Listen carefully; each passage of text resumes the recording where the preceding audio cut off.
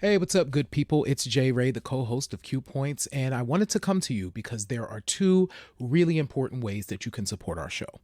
One is by subscribing to it wherever you listen to or watch your podcasts. Q Points is pretty much everywhere. The other thing that you can do is you can visit us on Apple Podcasts, on Spotify, and on Podchaser, and you can leave us a star rating. Please rate us 5 stars because you know you love Q Points. And on Apple Podcasts and on Podchaser, you can actually leave us a written review. It's not required, but it really does help to spread the word about the show, and it helps people to discover it as they're looking for new podcasts to listen to. We're always appreciative of you supporting Q Points. We thank you so much for all that you've done for us so far, and enjoy the show. Hey everyone, it's Jay Ray. Podcasting is not just a passion for me and DJ Sir Daniel. It's a way for us to educate and inspire. There are a number of podcasts doing that for children, and one of them is What's Poppin' Penny, a podcast created and written by Tony Kennedy and voted 2023's best podcast for children 3 and up and families by Common Sense Media. Penny is a preschooler who discovers that an ancestral poem holds the key to unlocking the magical secrets of a teddy bear passed down from her grandpa, which is filled with her family's history. Tune in to the upcoming 2024 Juneteenth What's Poppin' Penny special. The show will feature guest star Miss Betty Reed Soskin. Miss Betty was a well-known songwriter in the civil rights movement. She became the oldest national park ranger at the age of 85, and among her many honors and awards, President Barack Obama presented her with a presidential commemorative coin at the National Christmas Tree Lighting Ceremony in 2015.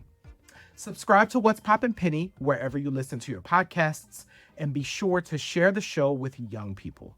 They will be sure to have a good time. Peace.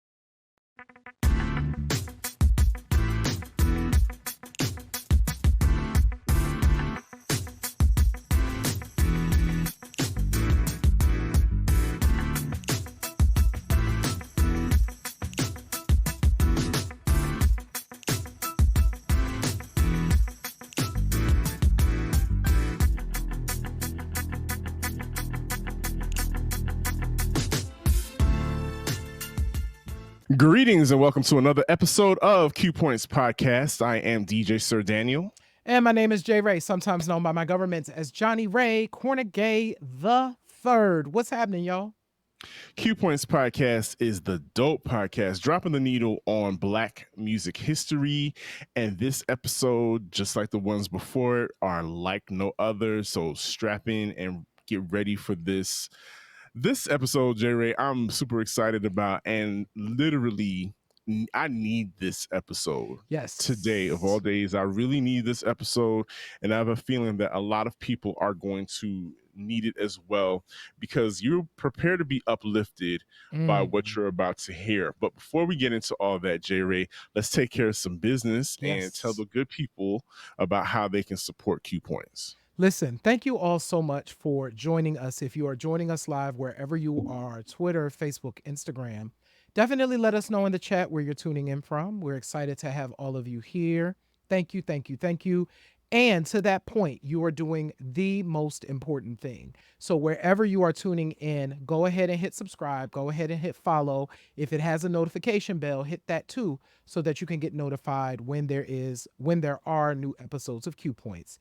If you want to go a step further, and we would appreciate it if you did, visit our website, qpoints.com, and you could sign up for our newsletter, and you can also access Q Points magazine, where we give you additional information that supports stuff that we talk about here on the show. And if you want some dope merch, you can visit our store at store.qpoints.com. You can pick up mugs, shirts, bags, anything that you need to look fresh, fly, and fancy for this summer. And speaking of gear, Sir Daniel, we are wearing shirts from our podcast cousins. Listen, we twinning on this episode. Yes. We are twinning thanks to the They Reminisce Over You podcast, our Canadian cousins. Thank you so much for the gear. We got it. We threw it on immediately. It was like I got picked up the mail and was like, oh, This is what I'm wearing on the show for this episode. So that took care of that. Thank you so much to our friends, the crew over at They Reminisce Over You. You've heard them on our show. You heard them advertise on this show. So if you haven't checked them out yet, I don't know what's up with you. What you waiting for? Go over there and do it. And if you want this shirt and more, visit their store. Their store is TEETHANG. So that's tthang.com. Their store is called Nothing But a T-Thang, and it's the They Reminisce Over You t-shirt store, merch store. So they have a whole bunch of stuff over there. Y'all should go shopping. And make sure that y'all subscribe to their podcast, please, and let them know Q Point sent you. I know that's right. So as I was saying, this episode is going to have you feeling uplifted. I'm hoping that your mood is shifted by the time you get to the end of this episode, J-Ray, because we are talking about a song that came out in 1991. Yeah. That has had us, I don't want to use the term chokehold because chokehold sounds negative. This song has cradled us. Yeah. This song has cradled us for the past 33 years, right? Yeah. That's math. Did I do That's it math. right? You did it. You did it right. For the past 33 years, we are talking about none other than the classic Sounds of Blackness tune, Optimistic. Yeah. J-Ray, it's 33 years old. It still holds up to this day. Oh yeah. Let's just talk about getting to the history of the Sounds of Blackness as a whole, period, about that movement and them as a unit. Let's talk about them first. Yeah. So the Sounds of Blackness were actually founded in St. Paul, Minnesota. So, you know, Twin Cities, St. Paul, Minneapolis. It was founded, the group was founded in 1969 by a man by the name of Russell Knighton. And he founded it at the Macalester College. I cannot say that word. I've been struggling with that all day getting ready for this show.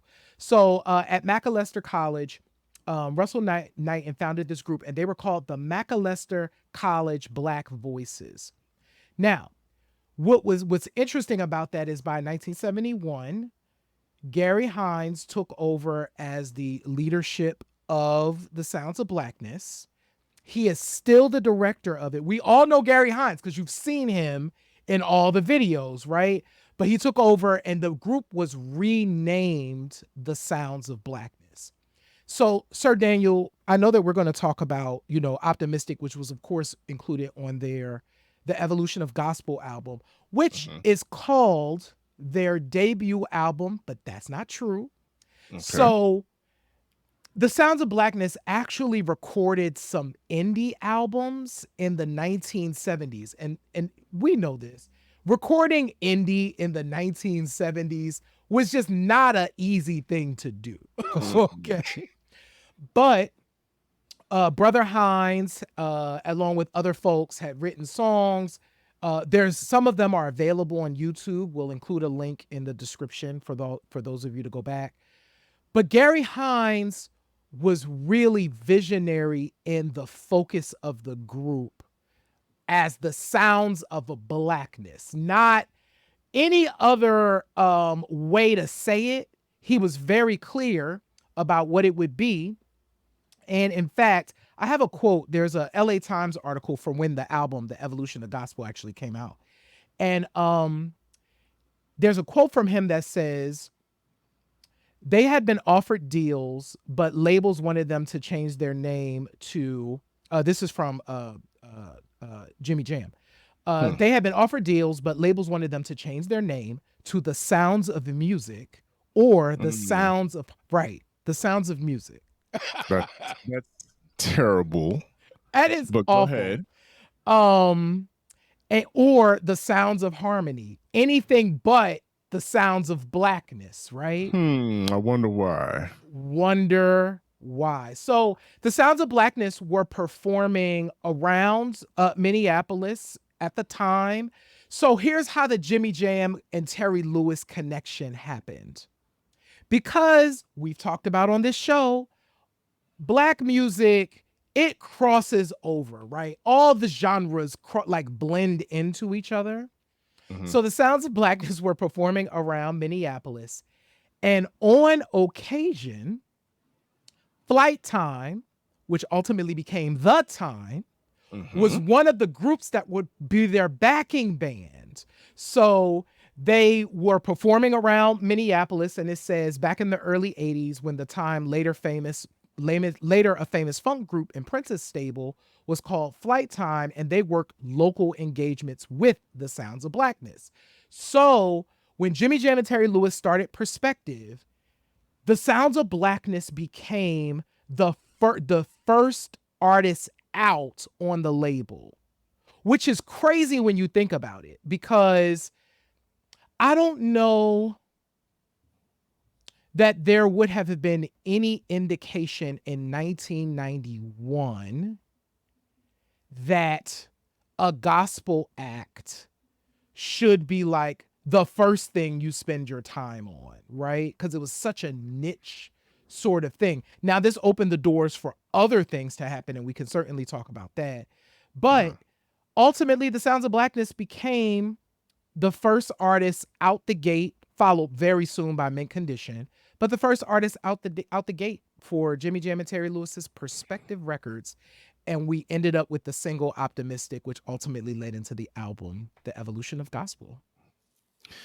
You know what? When I think back to 1991, I'm not surprised at the impact of the song Optimistic. Um, the country as a whole, and then when you delve deeper into the Black community, we've been through some things, Mm-hmm. right? We were witnessing a lot of stuff. We witnessed, Rodney King Mm-hmm. being beaten on television, and well, not necessarily real time, but we witnessed Mm-hmm. him being beaten on television. We witnessed the verdict. We witnessed LA on fire. I mean, Mm-hmm. countless things that kind of led up to this continued feeling of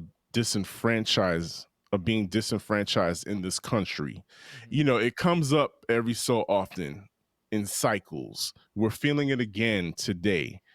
And a song like Optimistic was truly a godsend. And that's why I just feel like certain things are ordained. Certain things are ordained, and Optimistic was ordained from the first note, just from the that whisper that you hear in the beginning of the song. Keep on. Mm-hmm. At the very beginning, it, Yeah. it automatically, it's like a signal to us Yes. as a community that we see each other, they saw us, and so we started to feel heard. And that, I believe, is why I feel, well, we'll get to that later, but I'm not surprised at the impact that this song had straight out the gate. Yeah, and I want to pick up there, because that, I think what's also interesting is if we think about the rollout for Optimistic, the video itself was very interesting because it was a long form video. Mm-hmm. Um the way that Optimistic and The Pressure were both introduced was using their intros. So the intro that exists on the album, which is called Chains, um intro this, and it's the and you saw these black folks in chains, this choir singing this song, right? And so Yes. you get that as you like get into the song. And I'm gonna speak for me personally.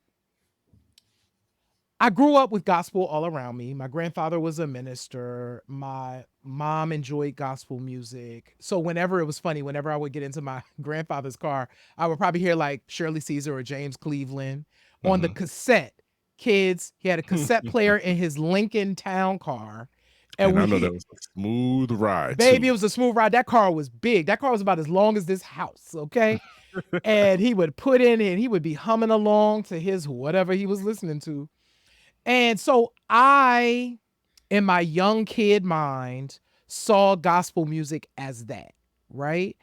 even when I would spend time in church, I would be moved by the music in church, but it wasn't like something I listened to. So I was never a gospel kid. I didn't have that perspective.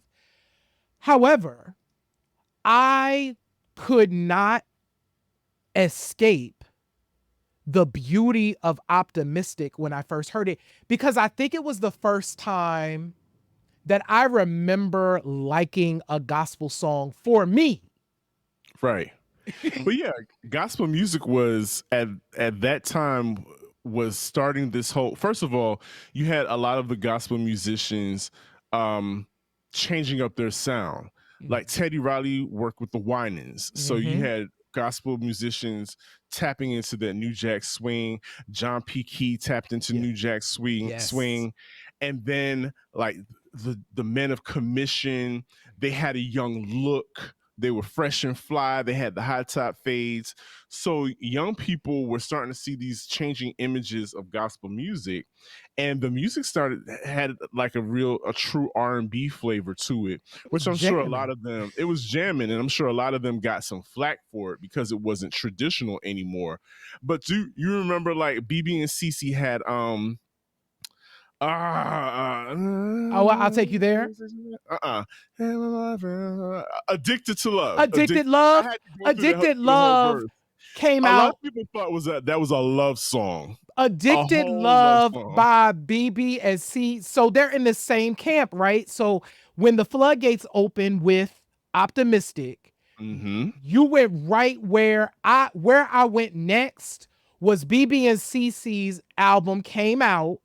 Addictive Love was on that album. That was the most, you want to talk about a singing song? You say it's People thought they were a taking couple. my heart and show me. I was like, oh my People God. thought they were a couple. They were like, Right. is this a this is a quiet storm kind of song? And I mean, but we say all that to say gospel music was shifting. Definitely has Yes. shifted and was catching up to the young people. And so, like you said, the album literally was an evolution of gospel. It had like you said, we were talking off air. It was half traditional, Yep. but then you got into optimistic, and then you got into some gospel house. They Yes. started the gospel house revolution. Well, not started, but got involved with the Number gospel house one. revolution. Yeah. And right then the Sounds of Blackness truly cemented themselves as a different kind of movement. And optimistic, I remember hearing optimistic on morning shows, morning drive shows everywhere, here in Atlanta. And this is the Bible Belt. They love a good gospel song. Yes. um Optimistic was sung at I don't know how many graduations, Right. you know and then you have impact and you're part of the culture when the name of your group and the name of the song is a punchline. I'm trying to think. The one punchline that comes to mind for me is Bahamadia. Yeah. I'm optimistic like the sounds of blackness, avoids whackness and wet spots on the mattress. Straight. You know what I'm saying? So it was in there, and we're talking about what I noticed the most is across the board, whether you were a church girl Mhm. or a b-boy or whatever, everybody knew that song, and it made them feel good. Man, you want to talk about something that matters. Um Between the soaring vocals, between just the lyrics, like the lyrics, there is when in the midst of sorrow. Mm-hmm. Just that opening, and then by the time we get to the hook, as long as you keep your head to the sky, you can win. My You God, can. you can win. Simple, but it's a sentiment that can change your life. Yeah. Depending on the time that you hear it, Yeah. can cause you to move differently, to make a different decision, and I'm sure for some people that song was the reason why they could get out of bed Yeah. and make it, and we can't take those things lightly. And and I've spoken about this on the show. It's like those types of songs, we don't have as many of them because, like I said, this song came out 33 years ago, but I can't really think of anything else that matches that same energy today. Mhm. And we need it now more than ever. And you can throw this song on, Right. and I'm talking about it's a cross generational song. People are singing along with it, and they're singing from the bottom of their feet, like they Yes. mean that. You know, I think I agree with you. There is nothing we need a song like this today. I want to send some love out, by the way, as we talk about this song, because of course talk about Miss Ann Nesby. So Ann Nesby joined the Sounds of Blackness like in the late '80s, apparently, and she became, the lead singer of the Mhm. voice we know is Miss Ann Nesby. Shout out to Miss Ann. But there are other voices on this song, and I wanted to bring those voices in because we don't talk about these names. But Carrie Harrington, Corey Cotton, Patricia Lacey, and Jamesia Bennett. I hope I'm saying your name right, Miss Bennett. But this song, once again, testament to Gary Hines. Um, when I went back and I found some of the songs from the first release, 1974, I think is when that was done. I hear some of the same tenets in this. And so Mr. Gary, of course, master lyric writer, writing these lyrics. And he says something really specific in this LA Times article too that I want to bring in. Um, he said, people see 30 or 40 black people singing together and singing some spiritual oriented music. They right away think gospel, quote unquote. Mhm. That's limited thinking. We don't think that way. Gospel is just a fraction of what this group does. And I think it's just that whole idea of that's why the song translates, because it's like, yes, we get the spirituality, but we get all of these other things. And I wholeheartedly agree. I have a question now. I Mhm. wholeheartedly agree that we need more of it. Sir Daniel, why do you think are people able to make songs like this today? Like, do they have the ability, can they even do it based on the way society is laid out, Mhm. right? Can they even connect in that way? I'm curious.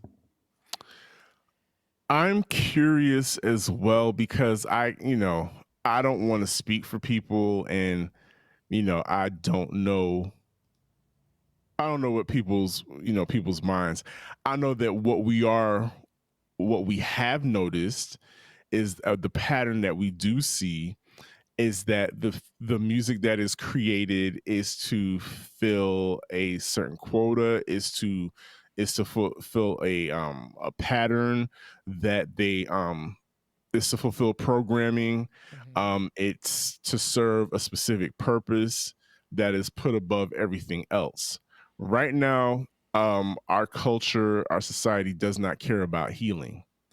Like I was thinking last night, I saw a clip on Twitter, and it was of these girls fighting in Walmart, and I was just thinking to myself, man, is there like a subculture of fighting that I don't know about? And it's a lot of girls, and typically when you see them, that's a fighter, that's a brawler right there. They're Mhm. wearing pajama bottoms, they're wearing bonnets. Shout out to Monique, they're wearing bonnets. They like to scrap.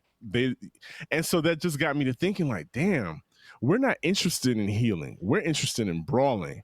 Then you've got these networks, like, I'm not even going to name them, but you know I know what what I'm you talking about. mean. These networks Absolutely. that are coming up, including the new one by Brandy's brother, are What coming he up. got? Oh, we got to talk about that. I ain't even heard Yeah, about he this has a one. he has a network, and what is it featuring?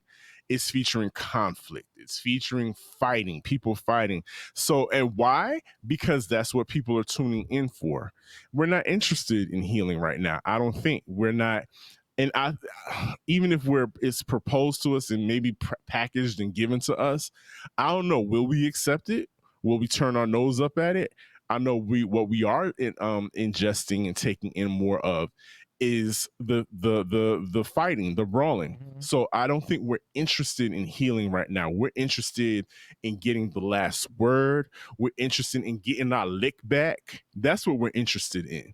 We're interested in yeah, in standing on business. That's what we're interested in. I don't think we're interested in healing at all. And so that's why I think it's kind of hard for, or it's difficult for people that might even have a song in their heart that they want to share with the world, to give, to put out some good energy. They're probably scared to share that now because nobody's going to support it. Yeah, no, I wholeheartedly agree. I do think, and there are artists out there that are, you know, making music. I think of Cleo Soul out of the UK, who her last like 2 or 3 joints have been really kind of spiritual leaning. I hesitate to say gospel. And I remember listening to the last album, like last 2 albums, because they came out as a duo, like, oh snap, like, is there room like in the Yeah. culture for this? Like, we need And this. let's not forget about our friends like Saint Smith and Saint Rob Smith, Milton. Rob Milton. You Yep. know, it's not straight up gospel, but those are church kids. Those, So you know listen. there's Yep. that energy in the music. So it's there. And but are we going to support it? Like I said, are we going to eat are we going to eat from the salad bar and the vegan menu, or are we going straight for the buffet, the what I'm saying, You know, the the buffet fried chicken and and all of that. the fry, exactly. And for that terrible pizza that they make at the buffets, it's not good. It's not good, But y'all. it's never good. But just on a happier note, I guess, just to shift a little bit. So you were talking about Ann Nesby earlier, and Ann Nesby, somebody I heard, is now referred to as the patron saint of Juneteenth, and Juneteenth is coming up. That's why And we here. that's why we here, and I feel that. Like Ann Nesby, her voice Yes. has become the patron saint of Juneteenth, which makes me think of the fact that is optimistic our new Black National Anthem. Is it? For those of you in the chat, I see y'all, Mark, Kyriakos, I see you. Thank you for tuning in as always. And everybody out there on Twitter and on Facebook and YouTube, watching and listening, thank you for joining us live. And if you're out there, just drop us a comment letting us know, is optimistic our new Black National Anthem? Put it in the chat and let us know. What do you think, J. Ray? Is it our new National Black Anthem? Well, not new, but it's our Black National Anthem. You know what? I accept that. If the Black delegation, if we got together and said, listen, we love Lift Every Voice and Sing. That's a jam. We like that too. Shout out, But if we said, okay, so we gonna take it up a notch, and Optimistic by the Sounds of Blackness is the new Black National Anthem. So when you sing it at the basketball game, and in the midst, right, you do the thing, I would be like, fine, this is fine, right? It's fine.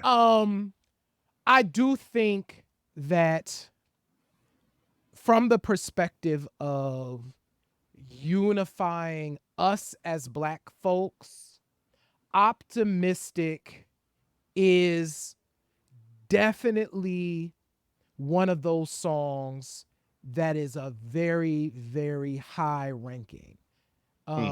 So could Optimistic be this is like, it's like Before I Let Go. Before I Let Go and Optimistic, if there's 2 songs that Black folks, we could argue all day, they could both be it. I think these 2 songs together are the songs that unify all of us across generations, across economic backgrounds. Facts. So to answer your question, maybe. Okay. We do have a reaction in the chat. Kyriakos did, I mean, and he's not 100% wrong here. He just threw it in and said, hey, I thought Back That Ass Up was the national Black anthem. And there are some people that I'm quite certain would argue was down and say, yes, that is the national Black anthem. And I guess that depends on what kind of event you're going for. Like, sure, at at Essence Fest and at the kickback, yes, back that ass up. Definitely, we're holding hands and raising them in unity before we grab our knees and grab the wall and throw some ass. But if we're at the barbecue and Nana is there and all the aunties and uncles and we just finished saying grace over the food, over the grilled chicken that Uncle Noop just finished and we're about to eat, we're gonna throw on Sounds of Blackness because we're gonna have that Tyler Perry moment and bust the electric slide out. Yes. In this family at this time, we are going to go with with the Sounds of Blackness and Optimist. Yes. Yeah. On this land. That's what we're going to do. On this land. And I think that's important. We need this song. We need Go ahead. Shout out to Brandy and Robert Glasper. I almost forgot about their version. And it's very I like beautiful. their cover. Yeah. Like, so I just don't know many other songs, in particular from this era. We're talking about 1991. Now, I will say this era birthed ultimately what we ended up getting. Like we said, BB and CC, Kirk Franklin was birthed in this era. For sure.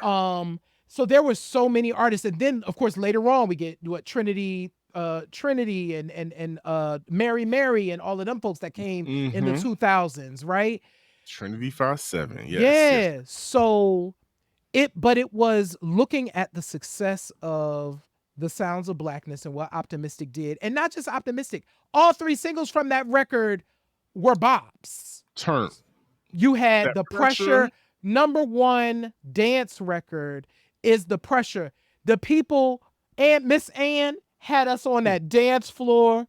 The pressures of the listen. Testifying and shouting on the dance floor. Speaking of the third single, Testify. You know what I'm saying? The three singles from that record. So, and the way the record was split up, as Sir Daniel mentioned earlier, first side, those singles were produced in combination, Mr. Gary as well as Jimmy Jam and Terry Lewis. And then the second side is just straight gospel. So that's like Mr. Gary and the rest of the team doing those songs. And those are traditional gospel songs. So shout out to Jimmy Jam and Terry Lewis for like having the sensibility, the musicality and sensibility to know that hip hop was definitely heavily influencing everything, and to know that this really can't really incorporate hip hop, but we're gonna throw Impeach the President under I Believe. Yes. And give you something to bop your head. I believe in the. And if you don't know what Impeach the President is, that's that boom, boom, boom. You know the sample. You know it when you hear it. And so that was my favorite. I mean, Optimistic and I Believe are like neck and neck as my favorites from that album. Listen, and so to that point, I agree. Although The Pressure, I think. Ooh, am I about to say this out loud? I think The Pressure is my favorite song from that record. And take then the Optimistic off yourself and say The Pressure. And say it. I think The Pressure is my favorite song. I'm a house head. The Pressure, I think, is my favorite song. And then Optimistic is like right there. But I don't want to discount the power of their second record either. Their second record on Perspective, because that also has just a bunch of bops on it. Actually, I think I Believe is on the second album. Yes, I'm pretty sure of that. I Believe is on the second album. But that's what makes it, that's what the beauty of it is. But before we just go too far, though, we have to mention Soul Holidays from the Christmas album. Listen, that's one of my favorite modern Christmas songs is Soul Holiday by and talk about another wonderful use of a sample. Hmm. They used the Big Payback, if I'm not mistaken, in that I one. think so.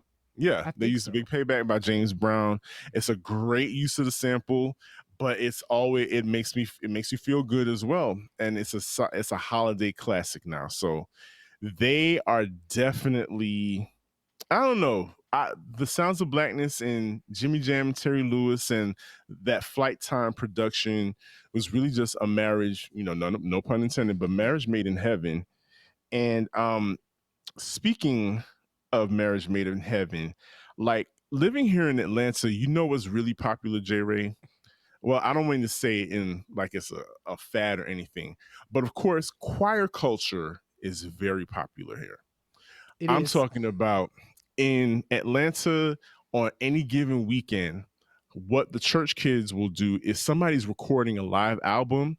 That's an event. Yeah. That's something to go out to. That's something to go to get ready and to sit and witness. Yeah. And don't let it be recorded for video because everybody's looking fresh so they can say, I'm in the audience for this live recording.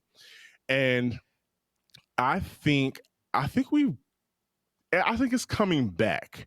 Matter of fact, one of my dear friends recently to a party where this person throws these parties, and it's not a party per se, but it's called choir practice. Mhm. I don't know the name. I don't know the person's name, the organizer's name, but it's called choir practice. And literally, what they will do is he will rent out a hotel room, Mhm. a Yeah, ballroom, like a ballroom.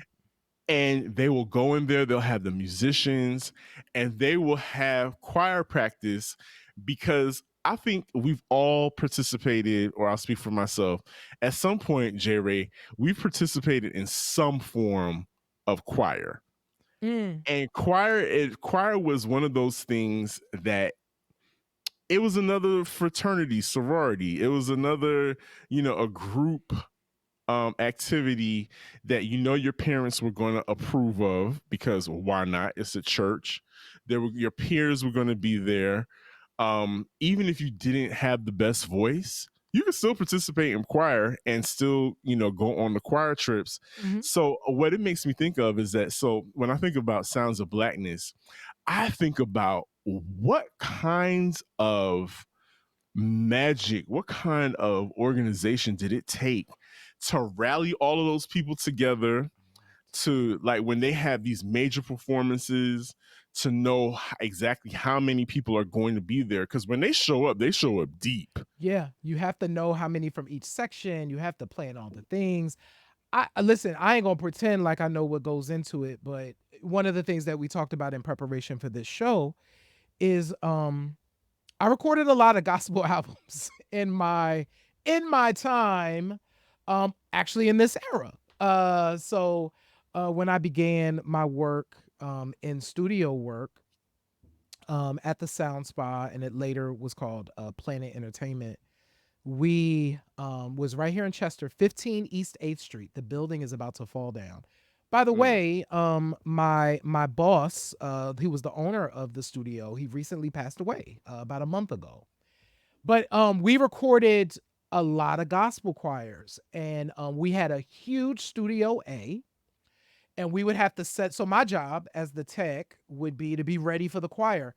So I would literally have to have my three boom mics to capture each section mhm. set up.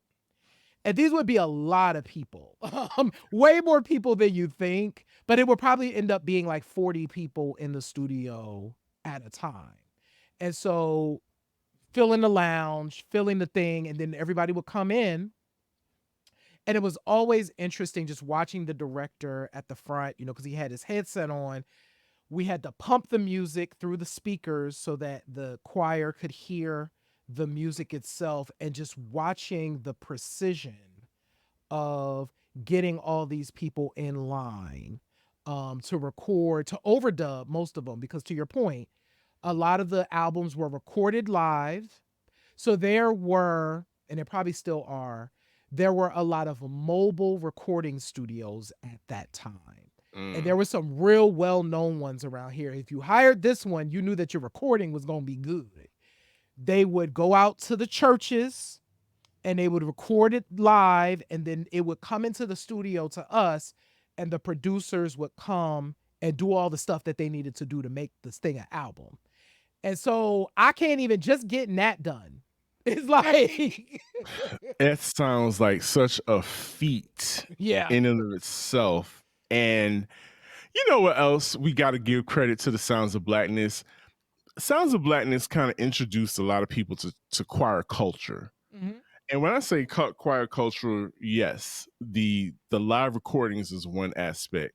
But what you saw, I don't know, it was their own way of entertaining. Like church kids know a choir kid when they see one, just by the antics and like how they were performing their videos and their live performances.